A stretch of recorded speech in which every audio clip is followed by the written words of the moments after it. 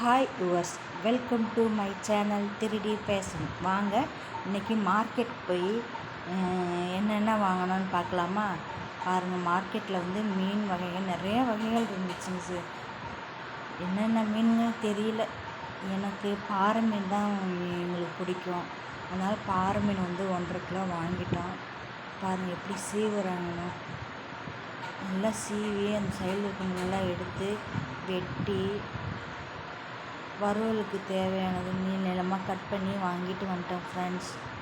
வாங்கிட்டு வந்து வீட்டுக்கு வந்து நல்லா கழுவி வாங்கிட்டு வந்த பிற்பாடு சீரகம் ஒரு 2 ஸ்பூனு, சோம்பு 3 ஸ்பூனு, கிராம்பு ஒரு 1/2 ஸ்பூனு, வரமிளகா 2, பட்டை, ஏலக்காய் 2, கருவேப்பிலை போட்டு பொன்னிறமாக வந்து வதக்கிக்கணும். வதக்கிட்டு கொஞ்சோண்டு கொத்தமல்லி போட்டு நல்லா பொன்னிறமாக வதக்கி முடிச்சுட்டு அங்கே எடுத்து வச்சாச்சு. இப்போ வெங்காயம் 4 வெங்காயம், பெரிய வெங்காயம், தக்காளி 4 தக்காளி நல்லா போட்டு வதக்கிக்கணும். வதக்கிட்டு இந்த ஸ்டேஜில் வந்து தேங்காயை வந்து துருவி வச்சுருக்கேன். தேங்காயை எடுத்து இதில் போட்டு நல்லா இந்த சூட்லேயே வந்து வதக்கினா தான் குழம்பு வந்து நல்லா டேஸ்ட்டாக இருக்கும். குழம்பு நல்லா திக்னஸ்ஸாக இருக்கும். அப்புறம் வந்து சிக்கன் மசாலா வந்து நான் சும்மா ஒரு 3/4 கிலோ எடுத்துருந்தீங்க ஃப்ரெண்ட். அதனால் 3/4 கிலோவுக்கு வந்து 50 கிராம் வந்து போட்டால் சரியாக இருக்கும். 50 கிராம் போட்டாச்சு. போட்டு அந்த எண்ணெய் சூட்லேயே வந்து நல்லா ஃப்ரை பண்ணிக்கணும். பண்ணி முடிச்சுட்டு 3 வெள்ளைப்பூண்டு போட்டு நல்லா ஃப்ரை பண்ணிக்கணும். அடுப்பு பற்ற வச்சு கடாயை பற்றி எண்ணெய் ஊற்றி அதில் பட்டை, லவங்க இலை, கிராம்பு 2 போட்டு நல்லா பொரிஞ்ச ஏற்பாடு வந்து பெரிய வெங்காயம் வந்து நீளமாக கட் பண்ணி வச்சுருக்கேன். அதில் போட்டு நல்லா ப்ரௌன் கலர் வர வரையும் வதக்கிக்கணும். வதக்கிட்டு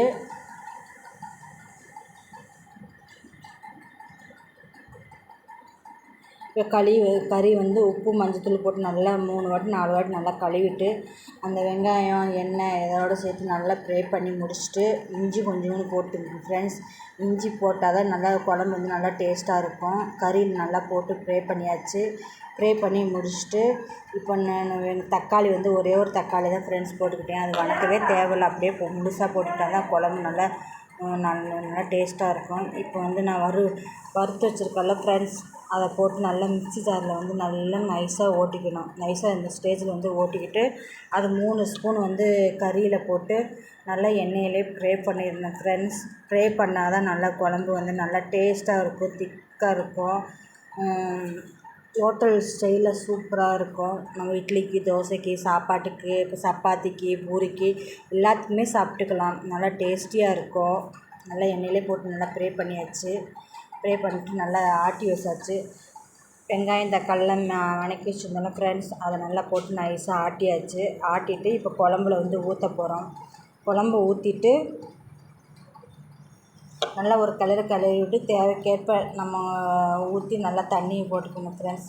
போட்டு கொஞ்சோண்டு உப்பு போட்டு நல்லா கிளறி விட்டுருக்கேன் ஃப்ரெண்ட்ஸ். நல்லா கிளறி விட்ட பிற்பாடு வந்து நல்லா கறி குழம்பு எல்லாமே நல்லா வந்துடும்.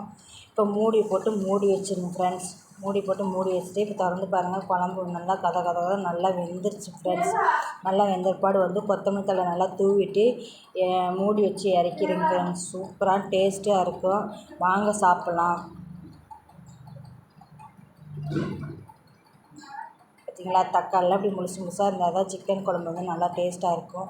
சில்லிக்கு தேவையானது வந்து 1 மணி நேரம் ஊறி முடிச்சிருச்சு. 1 மணி நேரம் ஊறி முடிச்சு.